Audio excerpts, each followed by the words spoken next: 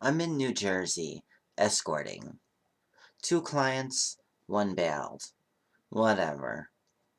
There's something erotic and magical about Alanis Morissette's voice. I can hardly ever understand what she's singing about, and when I can, it makes no sense. It's like techno, but using her voice as an instrument. Wow, how different. This is the first time I am accepting this fact. Kissing guys is normal for me now. It's not weird anymore. Well, sometimes it is, but not enough to bother me like it used to. Actually, sex with them is so commonplace, it's not necessarily meaningless, but if it does happen, whatever. I'm a girl. It's gonna happen. I don't even know what state I'm in half the time. I have major ups and frequent downs. I'm so confused. I want to do this full time, but I know it won't last forever. It's hard finding people who want to be around me now, who actually want to. I found three guys, each amazing in their own way. They're also the only ones I trust with my secret. Daryl, the guy I met at the strip club. Sweetheart. He'd do anything for me. Good listener, honest, loyal. The sex last night was horrible, though. I didn't feel comfortable with him being that rough, and I actually got scared for a bit.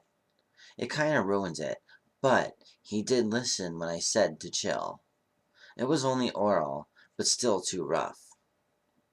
Chef, what can I say? He's cute and good-hearted. I like him so much it almost scares me. I can be with him and the sex is great. I think he would accept my secret. The fencer. Wow. Soulmate. Full blown. I would easily spend my life with him. He's just as wild as me. I know we could make it work. I don't know for sure, though, if he knows about my secret, or how he would react. There are no more women in my life now, none that are like me and real. The real ones are just as fucked up as me, and will never settle either. Escorting out of New Jersey wasn't usually my thing. I actually avoided the place like the plague.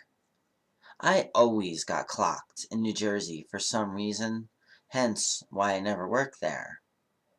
However, this one time, I know I worked there with at least one agency for all of 2 days. They contacted me through Sexy Jobs. I took the offer for a week's worth of work, which was the typical amount of time that any agency will generally want to have you for. However, when I got there, things were just a little different from what I was expecting. So I got situated to meet the boss and his minions. The odd thing was, they were all middle-aged white men, highly unusual considering what I've seen thus far. And the Johns were equally abnormal. One of them even arrived in a freaking yellow Ferrari. If you ask me, it was um, a family business. It was simply too organized to be anything else. So I met the boss for all about 5 minutes and got the rundown of percentage cuts and such. Then he left, leaving behind his middleman and the bouncer guy. The middleman and I got along pretty well. I fucked him. He was kind of the one I'd be answering to if I had any questions or issues. Then the bouncer guy, he's the one who opened the back door for the clients and made sure that the peace was kept. Just as I was setting up, the girl before me was packing up. She was very quiet, very attractive, and Sagittarian. It was usually the first question I asked. And then I was left to myself. See, when you work for an agency, they have their own client base, their regulars. And someone calls for a girl, they kinda get whatever's working. It was your typical sit, wait, and spread job. Things went pretty smoothly, beyond those two guys canceling when they saw me. Guy comes in, guy leaves. Bouncer takes cut, rinse and repeat.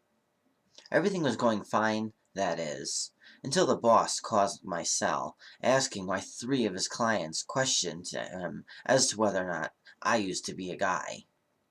This is why I hate New Jersey. Granted, this sort of thing will happen.